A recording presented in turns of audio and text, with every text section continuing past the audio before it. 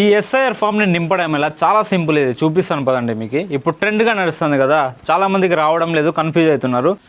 Form చూడడానికి simple ఇట్లా ఉంటుంది. ఇక్కడ లేటెస్ట్ ఫోటో అతికేయండి, మీది పర్సన్ ఎవరైతే ఉంటారో వాళ్ళ ఫోటో. దాని తర్వాత ఇక్కడ డాటా మొత్తము నేను మా నాన్నతో లింక్ చేస్తున్నా కాబట్టి మా నాన్నది వస్తుంది. అది కూడా ఓటర్ కార్డులో ఎలా ఉంటుందో మా నాన్నది అదే డాటా ఇక్కడ నింపల్లా. ఆధార్ కార్డు బేస్ మీద కాదు, ఓటర్ కార్డు బేస్ మీద.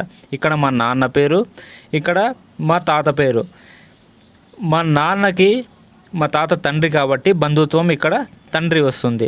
జిల్లా అనంతపురం, రాష్ట్రం ఆంధ్రప్రదేశ్ అని రాయండి.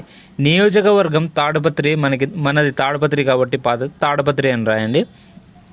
ఇక్కడ ఈ సంఖ్యలు ఉన్నాయి కదా, ఈ నియోజకవర్గం సంఖ్య, భాగం సంఖ్య, క్రమ సంఖ్య, ఇది మొత్తం ఇప్పుడు ఆన్లైన్లో లిస్ట్ వచ్చింది కదా 2002లో ఎవరు ఓటు వేసినారు లేదు అని.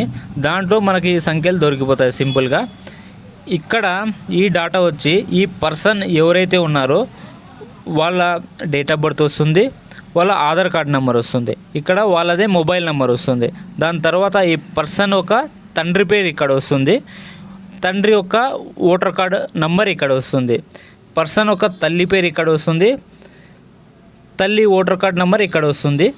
ఈ పర్సన్కి పెళ్ళి అయ్యి ఉంటే వాళ్ళ భాగస్వామ్యం అంటే వాళ్ళ వైఫ్ పేరు ఇక్కడ రాయండి, లేకుంటే నీళ్ళు వదిలేయండి. అంతే సింపుల్ ఇది ఫాము. మీకు ఈ ఫామ్ గురించి ఇప్పుడు అర్థమై ఉంటుంది క్లియర్గా. ఏమైనా డౌట్స్ ఉంటే ఒకసారి కామెంట్లో చెప్పండి, నేను వాళ్ళకి రిప్లై ఇస్తాను.